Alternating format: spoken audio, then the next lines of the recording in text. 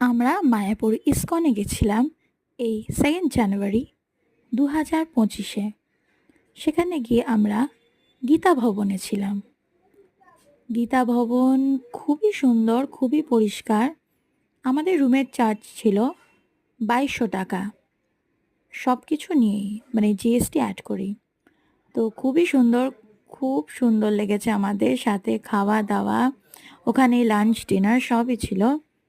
এমনকি সামনে একটা গোবিন্দাস প্রসাদম বলেছিল, ওটাও খুবই সুন্দর লেগেছে।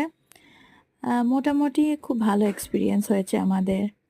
আপনারা ভিডিওতে দেখতেই পাচ্ছেন, ছোট ছোট ছোট ছোট করে আমি তুলে ধরেছি। এটা আমার প্রথম ভয়েস ওভার, তাই হয়তো ঠিক করে কথাগুলো গুছিয়ে বলতে পারছি না।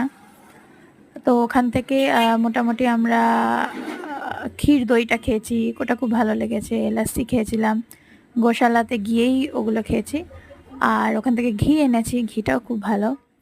এবং টোটো ভাড়া গোশালাতে নিয়েছিল 15 টাকা মাথা পিছু।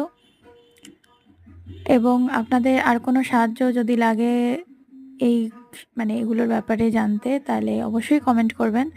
আমি আমার মতন করে চেষ্টা করব হেল্প করার। Thank you for watching.